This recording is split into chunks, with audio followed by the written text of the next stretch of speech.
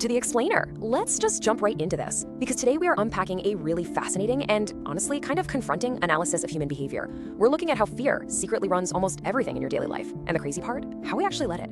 We all like to think of ourselves as independent, completely rational decision makers, right? But the source material we're digging into today suggests something entirely different. It basically shows how everyday, totally normal habits are just quietly sapping our courage. So why are you still hiding? Yeah, it's a super provocative question, I know, but it perfectly sets up the journey we're about to take. We're not talking about running away from a literal bear in the woods here. We're talking about the pipeline from totally mundane, barely noticeable daily habits straight to massive lifelong regrets. I mean, think about it. You've got work you want to show, art you want to share, maybe a body you want to be comfortable in, but fear makes you hide. You literally become invisible by choice. Let's look at exactly how that happens. Section 1. The comfort zone prison, building your own cage. Look, we all love our safe spaces, for sure, but the data here suggests that this safety we crave is actually a self-imposed prison. And you build the bars yourself, day by day. It starts really small. You have the exact same routine every single day. No variety, no risk, just pure repetition. Then you eat the same food every week. You never try a new cuisine or cook a crazy new recipe because subconsciously you're terrified of having a bad meal. You wear the same clothes for years, safe, beige, keeping you invisible. You even go to the exact same beach, book the same hotel, and ask for the same room for vacation because new experiences feel somehow threatening. None of these seem like a big deal individually, right? But they stack up. They stack up to completely neutralize your tolerance for risk. The irony here is just absolutely sharp. It's comfortable. Also a cage. You chose the cage. We actively choose this confinement out of a really deep-seated fear of the unfamiliar. We trade the absolute vastness of the world, all those amazing new experiences, for a tiny, hyper-controlled little bubble where literally nothing can surprise us. Section 2. Professional paralysis, the high cost of playing it safe. Now this everyday avoidance, it leads directly into your career and your bank account. Think about your professional life and how this builds into what's called the paralysis cascade. Step 1, you want a raise or a promotion, and hey, you actually deserve it. Step 2, you never ask for it. Step 3, when a listed price or salary is given, you don't negotiate. You're just too afraid to ask for what you want. And step 4, the inevitable result, you get nothing. You are literally leaving money on the table purely because you want to avoid the discomfort of asking. You might even have the perfect resume, but you won't click submit on that better job application because of this exact crushing paralysis. And this cascade eventually leads to the ultimate professional compromise. Let's say you have a great idea, but on one side you have the intense fear of entrepreneurial failure, so you never start that business. On the other side, you just settle for working for someone else forever. Your low risk tolerance keeps you safe, yeah, absolutely, but it completely stifles your potential. You won't invest in yourself, you won't take that new course, and you just stay exactly where you are. Section 3, the social mirror, the cost of conformity. Okay, so we've seen how fear builds our daily cage and completely stalls our careers. But what about the social side of things? Well, we fall into this brilliant, terrible, logical trap outlined in the text, where two competing fears basically hold us hostage. First, the fear of looking stupid. Because you're terrified of looking dumb, you don't ask questions. And because you don't ask questions, you literally stay stupid. It's a brutal irony. But then, on the flip side, we have the fear of success. Like, what if you actually win? Well, then there's way more pressure, more expectations. So to avoid all that pressure, you just hide instead. Whether you fear failure or you fear success, the outcome is exactly the same. You stay perfectly still. But here is the reality check that just completely shatters that illusion of the spotlight. You know that voice asking, what will people think?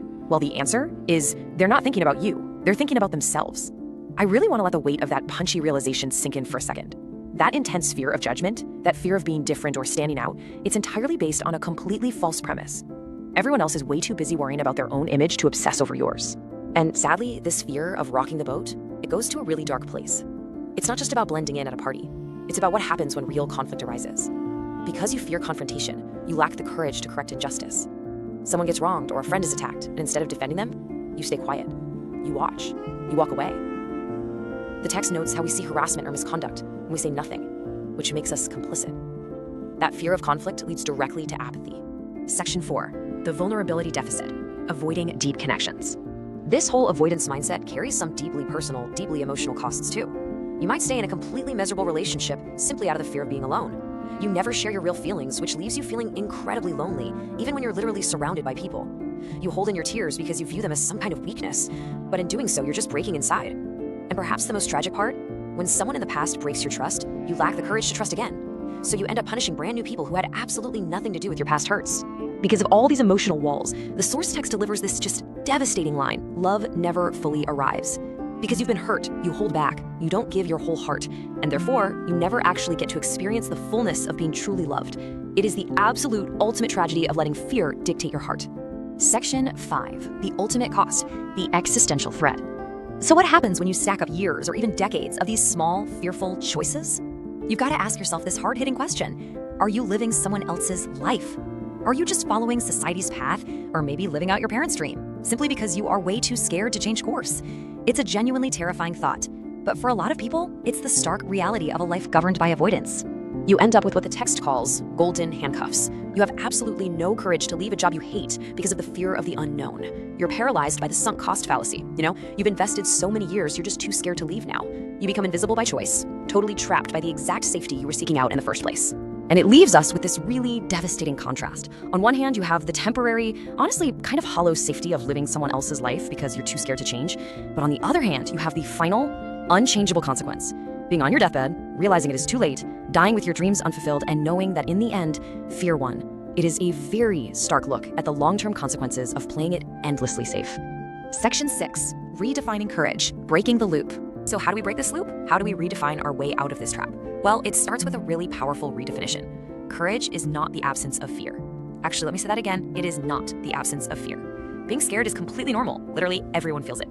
Courage is acting anyway. Staying small and hiding, that's a choice. But stepping forward despite the shaking in your hands, that is also a choice. It's about recognizing the fear, acknowledging it's there, and then clicking submit or saying no or asking for that raise regardless. Which leaves us with this final, truly memorable mandate from the source material. Will you do one brave thing today? Just one. Break your routine. Have that hard conversation. Stand up for yourself. Please don't wait for the perfect time, because trust me, it never comes. Challenge yourself to take action right now, immediately, and start dismantling that cage you've built. Thanks so much for joining me on this explainer, and I highly, highly encourage you to go out and do that one brave thing today.